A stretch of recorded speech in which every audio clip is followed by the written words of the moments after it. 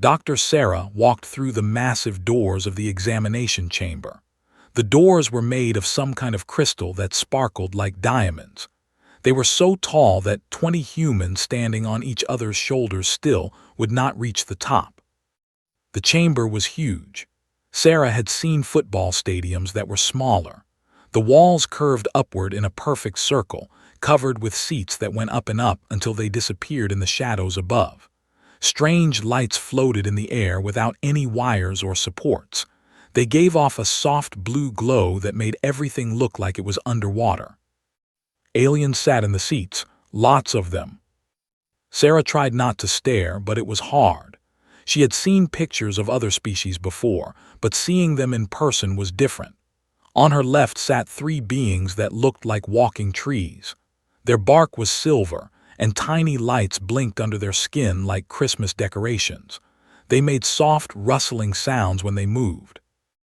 Higher up, she saw the delegates. They looked almost human, except their skin was pale blue and they had no hair anywhere. Their eyes were completely black, like looking into deep space. They sat perfectly still, not even breathing hard. Sarah remembered reading that they could hold their breath for hours. Near the top of the chamber, floating in what looked like a giant fish tank, were the water breathers from. They looked like dolphins, but with 6 flippers and long necks. Bubbles came from devices on their faces as they talked to each other in clicks and whistles. The strangest ones were the energy beings. Sarah could barely see them. They looked like heat waves rising from hot pavement, but with tiny sparkles of light inside. They had no solid form at all. Sarah wondered how they could even think without brains. But what made Sarah most nervous was the quiet. Usually when this many people gathered together, there was noise. Talking, laughing, coughing, moving around. Here, the only sounds were the soft humming of machines and the occasional alien whisper. Everyone was watching her. She looked down at her clothes and suddenly felt very ordinary. She wore a simple black business suit, the kind she might wear to any meeting on Earth. No special breathing mask, no environmental suit, no floating chair or water tank. Just regular human clothes for a regular human body. The other species needed all kinds of special equipment to survive in this chamber. The plant people had tubes going into their bark that fed them some kind of liquid. The fish people needed their water tanks. Even the blue-skinned wore special devices on their wrists that flashed with different colors. But humans could live almost anywhere. Sarah breathed the same air as most of the other species. She could handle the temperature and pressure without any help. It was one of the things that made humans unusual, but she was not sure if unusual was good or bad in this situation. The center of the chamber had a raised platform made of the same crystal as the doors. Steps led up to a small stage with what looked like a podium, except it was floating 3 feet off the ground. Holographic displays surrounded the podium, showing images from Earth. Sarah recognized some of the pictures as she walked closer. There was the Great Wall of China, the pyramids in Egypt, and a photo of Earth from space that showed the blue oceans and white clouds. Other displays showed human art, music, and scientific discoveries. This was humanity's resume, everything they thought would impress the Galactic Confederation. As she climbed the steps, Sarah thought about how she had gotten here. 3 years of preparation, thousands of hours studying alien cultures and languages, practice sessions where she answered questions about human history, science, and philosophy. The entire weight of humanity's future in space rested on how well she did in the next few hours. The Galactic Confederation was not easy to join. In 300 years, only 12 species had been accepted as full members. Each one had to pass the traditional wisdom assessment, a test that measured not just intelligence, but peaceful intentions and cultural value. They had impressed the examiners with their mathematics. They could solve problems that involved 17 different dimensions and showed how space itself could be folded like paper. The Empire demonstrated perfect social harmony. They had not had a single crime or disagreement in over 50 years. Every species brought something special to the table: art, music, philosophy, science, technology, but always peaceful technology, always harmony. The Confederation valued peace above everything else. Sarah reached the podium and turned to face the assembled aliens. Hundreds of different eyes, sensors, and awareness centers focused on her. Some of the attention felt curious, some felt doubtful. A few felt almost hostile, though Sarah could not be sure since alien emotions were hard to read. The air above the podium began to shimmer. Light gathered and twisted, forming into a vaguely human-shaped figure that glowed with soft white energy. This was the Chief Examiner of the Galactic Confederation. It had no face that Sarah could see, but somehow she knew it was looking directly at her. When spoke, the words did not come from any mouth. Instead, the meaning appeared directly in Sarah's mind, along with the minds of every other being in the chamber. It was like hearing someone talk inside her own thoughts. Dr. Sarah, representative of the species known as humanity, said, its voice seeming to come from everywhere and nowhere at once. You come before the Galactic Confederation seeking membership for your people. This is the traditional wisdom assessment. You will demonstrate why humanity deserves a place among the peaceful civilizations of our galaxy. Sarah nodded, trying to keep her expression calm and confident. I understand, Examiner. Humanity is honored to be considered for membership. The assessment will test not only your knowledge and achievements, but your species' commitment to peace and harmony. The Confederation has existed for over 1,000 years without a single act of violence between member species. We intend to keep it that way. The way said the word violence made Sarah's stomach tighten. She had expected this would come up.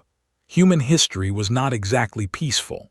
Wars, conflicts, competition, survival of the fittest, these were all part of what made humans who they were. But Sarah had prepared for this. She would focus on humanity's achievements, their art, their science, their medicine, their philosophy. She would show how humans had grown beyond their violent past and learned to value peace. I am ready to begin, Sarah said. The chamber fell into complete silence. Even the humming of the machines seemed to fade away. This was it, the moment that would determine whether humanity joined the galactic community or remained forever isolated on Earth. Its energy form brightened, and Sarah felt the weight of the entire galaxy's attention focused on her words. Sarah took a deep breath and gestured to the holographic displays around her. The images shifted and changed, showing scenes from Earth's hospitals and medical centers. Humanity's greatest achievement, she began, is our commitment to preserving and improving life. We have developed medicines that cure diseases which have killed billions across the galaxy.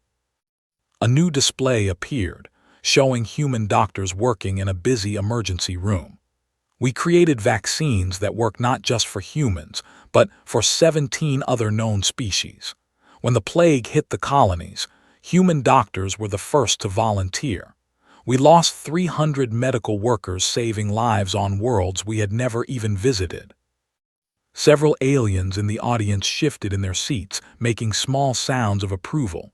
Sarah felt a spark of hope. This was going well. We developed artificial organs that can replace damaged body parts in most carbon-based life forms. Human surgeons have performed over 50,000 operations on alien patients, always for free, always to save lives. The displays showed more images. Human doctors teaching alien medical students, research labs where humans and aliens worked together, hospitals that treated patients from dozens of different worlds. Its energy form pulsed softly. Impressive, continue. Sarah smiled and changed the focus of the displays. Now they showed art and music from around the world. A painting by Van appeared, its swirling colors bright against the chamber's blue light. Humans create beauty, Sarah said. We make art not for money or fame, but because we need to express what is inside us. This painting was made by a man who was very poor and very sad, but he still saw beauty in the world around him. She played a piece of music, his Ninth Symphony. The sound filled the huge chamber, echoing off the crystal walls. Sarah watched the aliens react. The tree people's lights blinked in rhythm with the music. The water dwellers spun in graceful circles in their tanks. This music was written by a man who could not hear, Sarah explained as the symphony played. He was completely deaf, but he could still feel music in his heart. He wrote this piece to celebrate joy and brotherhood among all people. When the music ended, there was a moment of perfect silence. Then softly, some of the aliens began to make appreciative sounds. They hummed in harmony. The tree people rustled their leaves like applause. Sarah continued with poetry, reading verses from different human cultures. She showed them paintings, sculptures, and photographs that captured the beauty of human experience. She talked about how humans had thousands of different cultures, each one creating its own unique art, but all of them celebrating life and hope. Art teaches us empathy, she said. When we see a painting or hear a song, we understand how someone else feels. This helps us be kinder to each other. Seemed pleased. These are beautiful achievements, but they are not unique. Many species create art and heal the sick. What makes humanity special? Sarah had expected this question too. She changed the displays again, this time showing scenes of human exploration and discovery. Humans adapt, she said simply. We survive in places that would kill most other species. The displays showed human settlements in Antarctica, where the temperature could freeze skin in minutes. They showed deep-sea research stations on the ocean floor, where the pressure would crush most alien bodies. They showed space stations orbiting dangerous stars, human colonies on desert planets and ice worlds. We live in places other species cannot go, Sarah continued. Not because we have better technology, but because we refuse to give up. When faced with impossible conditions, humans find a way to survive. She showed images of human athletes pushing their bodies to incredible limits. Runners crossing entire continents, swimmers crossing frozen lakes, climbers reaching the tops of the highest mountains. We push ourselves beyond what should be possible. A human grandmother once climbed the highest mountain on Earth when she was 73 years old. A human child with no legs learned to swim across oceans. We do not accept that something cannot be done. More images flashed by. Humans rebuilding cities after natural disasters, rescuing people from floods and earthquakes, working together to solve problems that seemed impossible. When the Great Earthquake destroyed most of Japan, the entire world sent help within hours. When hurricanes hit the American coast, people drove hundreds of miles to rescue strangers.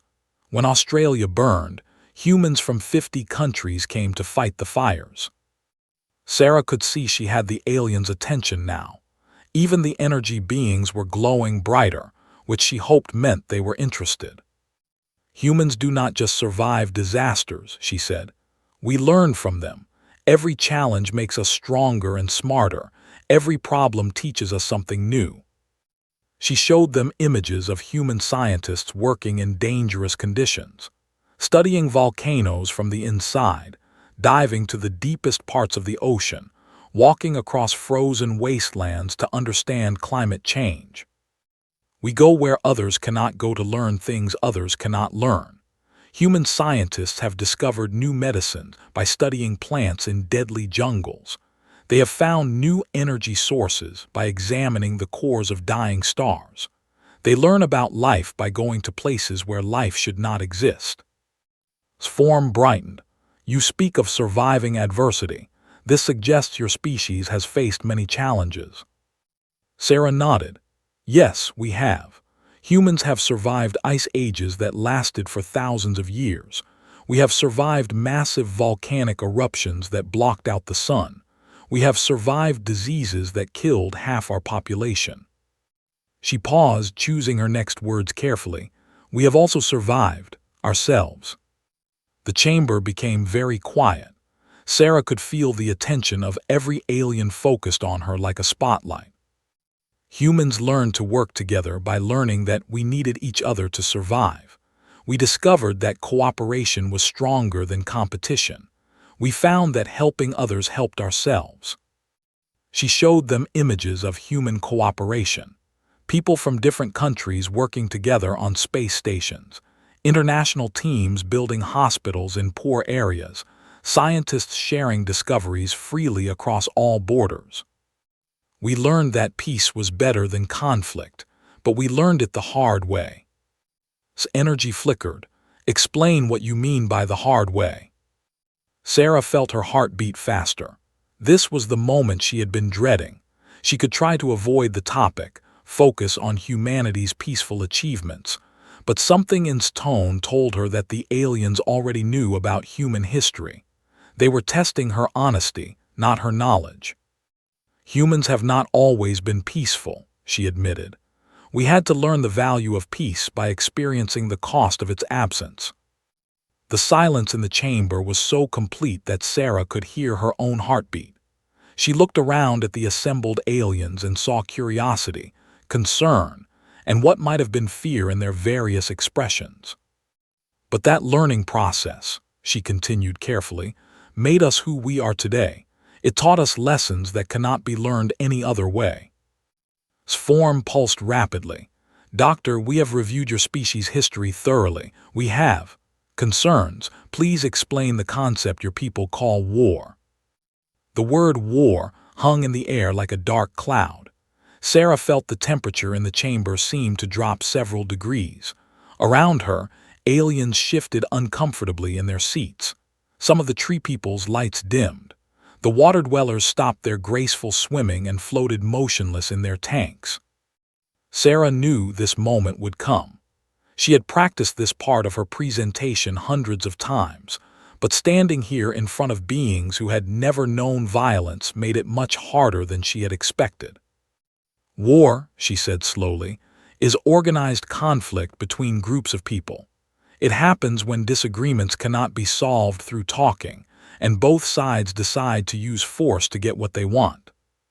She gestured to the holographic displays, which now showed images from human history that she wished she did not have to share.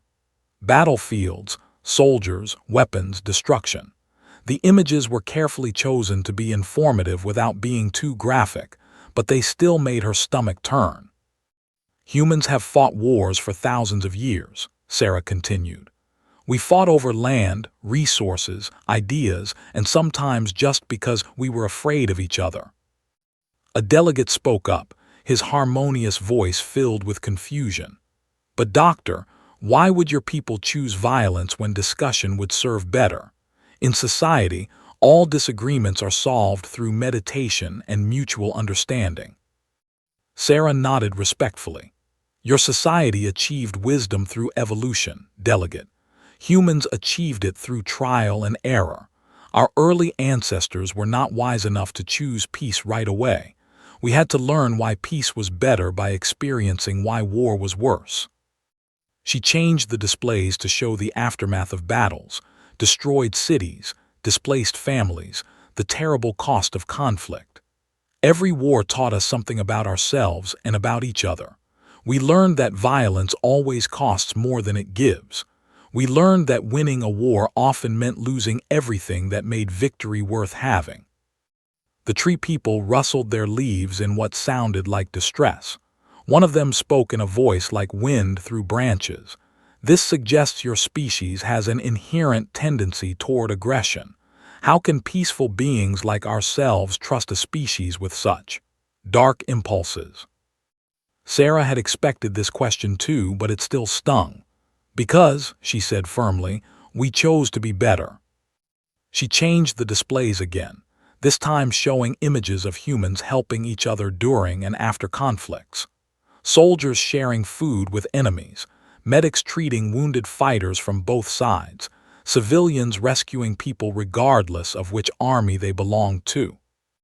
Even in our darkest moments, humans showed compassion. Even in the middle of wars, we remembered that our enemies were people too.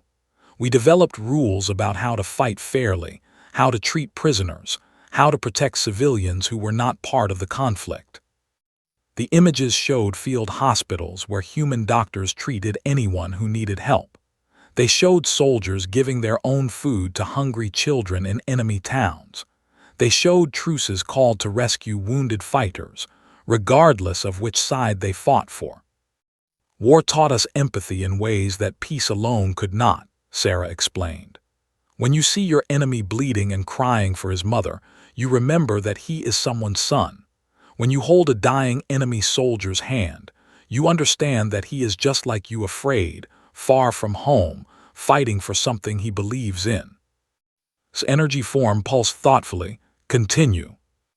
Sarah took a deep breath and showed them images from humanity's worst conflicts. We had 2 wars that involved almost every nation on Earth. Millions of people died. Cities were destroyed. Entire populations were displaced. The displays showed the devastation of World War I and World War II, carefully chosen to show the scale without being unnecessarily disturbing. Even so, several aliens made sounds of distress. But these wars taught us the most important lessons, Sarah said quickly. After each one, humans worked harder to prevent the next one. We created international laws about how wars should be fought, if they had to be fought at all. We built organizations dedicated to solving problems through talking instead of fighting. She showed them the United Nations building, peace negotiations, international courts where disputes were settled with words instead of weapons. We learned that our differences were not as important as our similarities. We discovered that we were stronger when we worked together than when we fought each other. An energy being flickered into a more solid form to speak. Its voice was like light made into sound. But Doctor, your species developed weapons of mass destruction. We have detected nuclear weapons in your planet's arsenal. How do we know you will not use such weapons against us? This was the hardest question of all. Sarah looked directly at the energy being, hoping her sincerity would translate across species barriers. Because we learned what those weapons could do, she said simply. We built them, and then we were horrified by our own creation.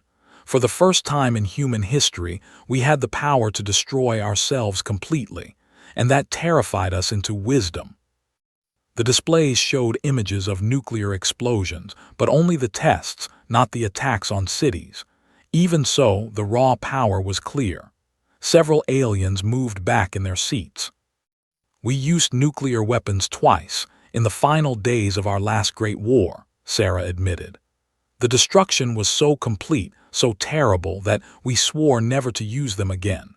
For 80 years since then, we have had weapons that could destroy our entire planet, but we have never used them. She changed the displays to show nuclear disarmament treaties, weapons being dismantled, nuclear materials being converted to peaceful uses. The fear of what we could do to ourselves taught us restraint like nothing else could. We went from building weapons to destroy worlds to building machines to heal them. Nuclear energy now powers our cities and hospitals. The same science that created our most terrible weapons now provides clean energy for billions of people. Sarah could see that some of the aliens were beginning to understand, but others still looked worried. A fish-like delegate spoke in musical tones that were translated by the chamber's systems.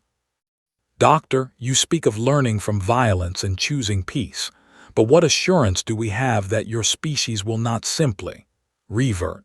What happens when humans face a problem that cannot be solved through cooperation? Sarah smiled sadly. Then we find another way to solve it, because we know what happens when we don't. She showed them images of modern human society. Cities where people from dozens of different cultures lived together peacefully.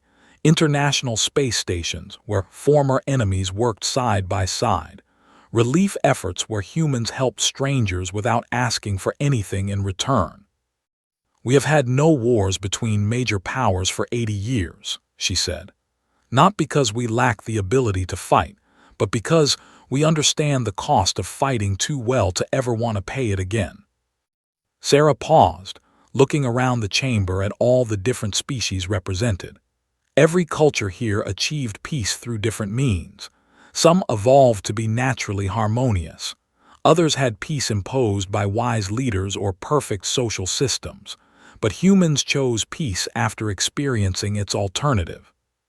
She gestured to herself, standing alone on the platform. I am here not because my species is naturally peaceful, but because we decided to become peaceful. And that decision was made not in comfort and safety, but in the ashes of our greatest failures. The chamber was very quiet now. Sarah could feel the aliens processing what she had told them, weighing her words against their own experiences and values. Form brightened. You suggest that humanity's violent past somehow makes them valuable to a peaceful confederation. Explain this logic. Sarah felt a moment of uncertainty. This was not a question she had practiced. But as she looked around at the assembled species, all of them peaceful, all of them harmonious, all of them probably unable to defend themselves if they needed to, a new understanding began to form in her mind. Because, she said slowly, working out the thought as she spoke, we understand both sides of the choice. Sarah felt something change in her mind as she spoke. The nervous energy she had been carrying began to transform into something else, confidence, maybe even clarity. She was no longer just trying to impress these aliens. She was beginning to see something they might not have seen themselves. You need to understand, she said, her voice growing stronger. Every species in this confederation achieved peace because it was your natural state or because you were guided there by circumstance. But humans had to fight for peace. We had to earn it. She gestured around the chamber at the assembled delegates. Look at yourselves. The evolved perfect social harmony. The developed pure mathematical logic that eliminated conflict. The live in a world where resources are unlimited and sharing is instinctive. The displays changed to show images of each species. The crystalline cities of the where everyone moved in perfect synchronization. The floating geometric structures of where conflict was mathematically impossible. The vast oceans of where abundance made competition unnecessary. You are all naturally peaceful beings, Sarah continued. Peace is not something you chose, it is something you are. And that is beautiful. That is worthy of celebration and protection.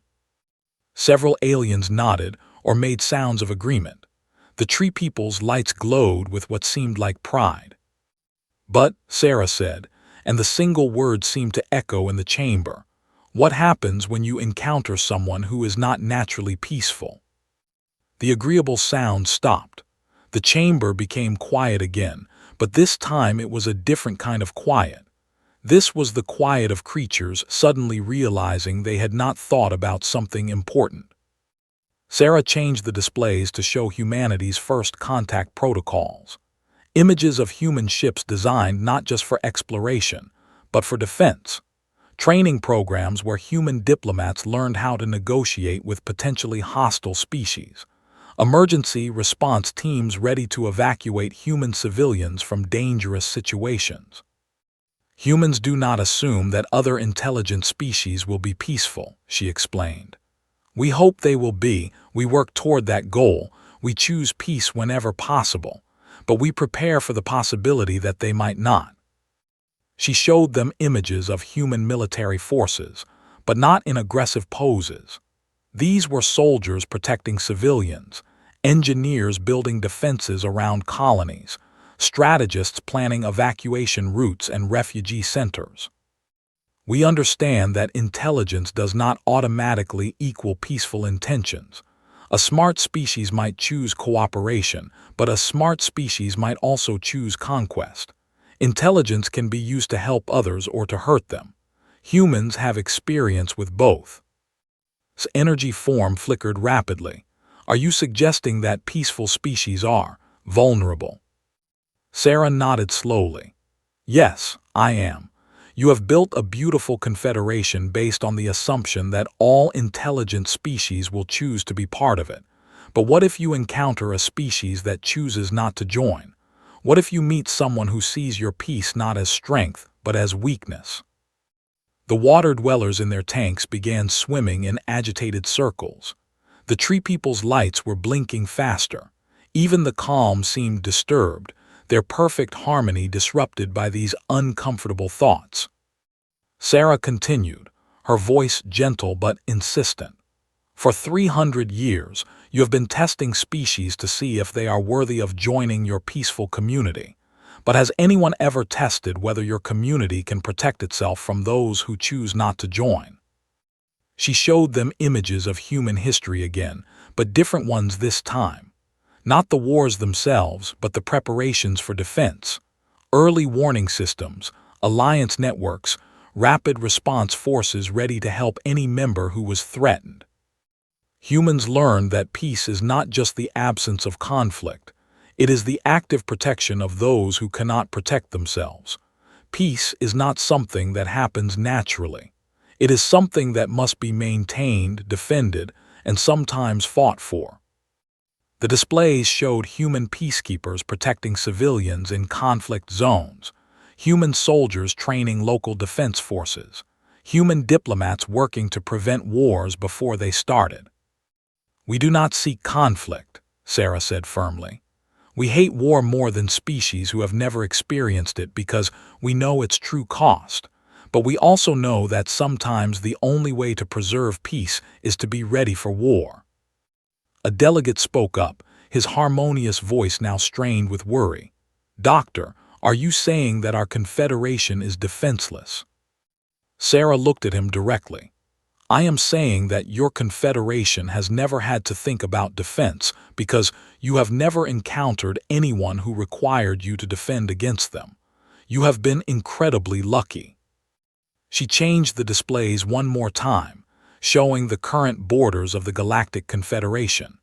Hundreds of peaceful worlds, all connected by trade routes and communication networks, all trusting in the wisdom and good intentions of their neighbors. "You have created something beautiful," she said with genuine admiration. "A community of species that work together, share knowledge, help each other grow and prosper. It is everything that humans have dreamed of achieving." The aliens began to relax slightly, thinking she was praising them. But Sarah was not finished. "But it is also completely open. Your borders are undefended because you assume that everyone who approaches them will come in peace. Your communication networks share information freely because you trust that no one will use that information to harm you. Your trade routes are unguarded because you believe that all intelligent species will honor their agreements." She paused, letting the implications sink in. "You have built the most trusting civilization in the galaxy, and trust is a wonderful thing when everyone deserves it. But what happens when someone does not?" Energy form was now pulsing very rapidly, almost frantically. "Doctor, what are you suggesting?" Sarah took a deep breath. She was about to cross a line that could not be uncrossed. She was about to ask questions that these peaceful beings had never wanted to think about. "I am suggesting that humanity's value to your confederation is not in spite of our violent past, but because of it. You need someone who understands both peace and war. You need someone who chooses peace not because they cannot fight, but because they know the cost of fighting." She gestured around the chamber again, but this time her expression was serious, almost sad. "Look at yourselves. Really look. You are incredibly advanced, incredibly wise, incredibly good. But how many of you have ever had to make a life-or-death decision under pressure? How many of you have ever had to choose between your own safety and someone else's? How many of you have ever faced an enemy who wanted to destroy everything you cared about?" The silence that followed was different from any that had come before. This was not the silence of attention or respect. This was the silence of beings suddenly realizing that they had never asked themselves very important questions. Sarah's voice was quiet now, but it carried clearly through the chamber. "Humans are not here to join your confederation as another peaceful species. We are here to be the guardians of your peace." Form began to brighten and dim erratically. "Guardians. Someone who watches the borders while you focus on art and science. Someone who asks the hard questions while you work on creating beautiful answers. Someone who prepares for the worst while you build for the best. Sarah looked directly at, and when she spoke next, her words would change everything. Because there is one question that needs to be asked, and I think I am the only one here who is qualified to ask it. The chamber was so quiet that Sarah could hear the soft humming of the life support systems keeping the different species alive. Every eye, sensor, and awareness center in the room was focused on her. Even the energy beings had stopped their constant flickering and hung motionless in the air. Form pulsed once brightly, then held steady. "What question, Doctor?" Sarah looked around the chamber one more time. She saw the tree people with their gentle lights, the graceful water dwellers, the harmonious, all the peaceful species that had built this beautiful confederation. She saw beings who had never known fear, never faced true danger, never had to make impossible choices between survival and morality. They were wonderful. They were everything humanity aspired to become, and they were completely, utterly vulnerable. "In all the centuries you have been building this confederation," Sarah said slowly, "with all your advanced technologies and peaceful species working together, with all your wisdom and harmony and mutual respect." She paused, letting the weight of what she was about to say settle in her own mind first. "Has it ever occurred to you to ask what happens when someone like us decides they do not want to be peaceful?" The silence that followed was not just quiet, it was the complete absence of sound. No rustling leaves, no gentle humming, no soft clicks or whistles. Even the life support systems seemed to hold their breath. Sarah was not threatening them. She was not suggesting that humans would ever choose violence against the Confederation. She was doing something much more terrifying than that. She was showing them a possibility they had never considered. "Think about it," she continued, her voice calm and steady. "Right now, at this moment, I am standing in your most secure facility, surrounded by representatives of every member species, with complete access to your communication systems and databases." The aliens began to stir uncomfortably, but Sarah was not finished. "I walked through your security without any special checks because you assumed I came in peace. Your guards, if you even have guards, are probably programmed to welcome visitors, not to watch for threats. Your defense systems, if they exist, are designed to protect you from natural disasters, not from intelligent enemies." Energy form began to flicker rapidly. Around the chamber, aliens were making quiet, distressed sounds as the implications of Sarah's words sank in. "I know where your important leaders live because you publish their addresses as a sign of openness and trust. I know how your government works because you share that information freely with anyone who asks. I know your population centers, your resource locations, your transportation networks, because transparency is one of your core values." Sarah gestured to the displays around her, which were still showing information about human history and achievements. "With a few commands, I could probably access detailed information about every world in your confederation, not because I am a spy or a criminal, but because you have never imagined that someone might use that information to hurt you." The water dwellers had stopped swimming entirely and were floating motionless in their tanks. The tree people's lights were dim and blinking erratically. Even the composed looked agitated. "Doctor said," and for the first time its voice carried something that sounded like fear, "are you threatening us?" "No," Sarah said firmly. "I am not. I would never threaten you, and neither would any other human. We choose peace, remember.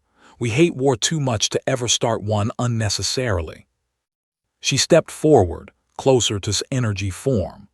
"But what if the next species that comes to you for membership does not make the same choice? What if they are intelligent enough to impress you, advanced enough to contribute to your confederation, but not peaceful enough to be trusted?" The chamber erupted in worried chatter as aliens began talking to each other in their various languages and communication methods. The translation systems could barely keep up with the flood of concerned voices. Sarah raised her hand for silence, and amazingly, the noise stopped. They were all listening to her now with complete attention. "What if," she continued, "you encounter a species that sees your peace as weakness? What if they study your open borders, your trusting nature, your lack of defenses, and decide that conquering you would be easier than joining you?" Form was now pulsing so rapidly it looked like a strobe light. But intelligence leads to understanding. Understanding leads to cooperation. Cooperation leads to peace. This is the foundation of our entire civilization. Sarah shook her head sadly. Intelligence leads to understanding, yes, but understanding can be used for cooperation or for exploitation. A smart enemy is more dangerous than a stupid one, not less, because they understand exactly how to hurt you most effectively. She changed the displays to show human military history again, but this time focused on strategy and intelligence gathering. Smart enemies study their targets. They learn their weaknesses, their fears, their blind spots. They use their intelligence to find the most efficient ways to achieve their goals, even if those goals are harmful. The images showed how human generals had studied enemy fortifications to find weak points, how diplomats had learned foreign cultures to better manipulate negotiations, how intelligence agents had used their understanding of human psychology to extract information. "Everything that makes your confederation beautiful," Sarah said gently, "also makes it vulnerable. Your trust makes you easy to deceive. Your openness makes you easy to infiltrate. Your commitment to peace makes you unprepared for war." An energy being flickered into a more solid form, its voice like the sound of distant thunder. "Then what do you propose? That we become suspicious and militaristic, that we abandon our values and become like you?" Sarah felt that comment like a slap, but she tried not to let it show. "No, I propose that you let someone else carry that burden for you." She gestured to herself. "Humans can be the part of your confederation that watches for threats while you focus on building beautiful things. We can be the ones who ask the uncomfortable questions while you work on finding comfortable answers. We can be the ones who prepare for war while you concentrate on maintaining peace." The chamber was buzzing with conversation again, but this time it sounded more thoughtful than panicked. "Think of it this way," Sarah continued. "In your homes, do you have locks on your doors?" Several aliens nodded or made affirmative sounds. "Why?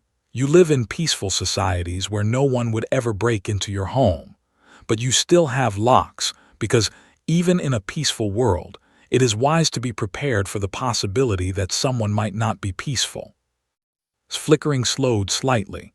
"You suggest that humanity would serve as a lock on our door." "A lock, a guard, a watchdog," Sarah said. "Someone who loves peace enough to fight for it if necessary. Someone who understands both the value of what you have built and the cost of losing it."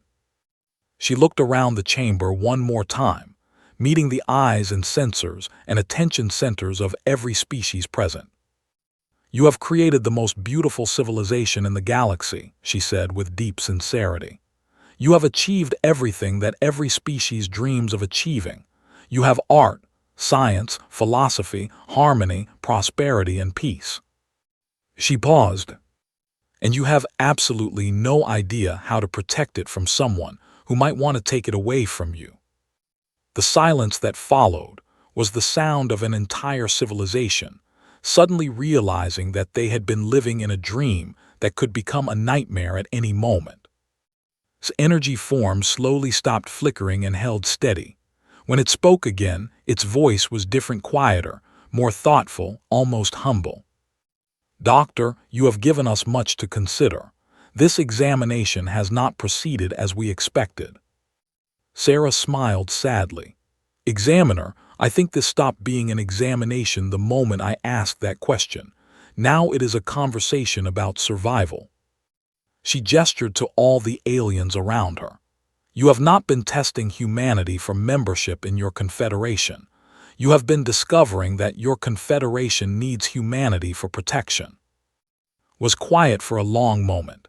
Then, and if we refuse, if we decide that we prefer to remain as we are, trusting in the goodness of all intelligent species.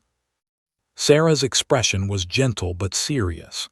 Then someday, someone will come to your doors who does not share your values, and on that day you will discover whether intelligence really does lead to peace, or whether you have simply been very, very lucky for a very long time. The examination chamber, filled with the most advanced peaceful species in the galaxy, sat in stunned silence as they contemplated a future they had never imagined and were utterly unprepared for. The test was over, but the real questions were just beginning.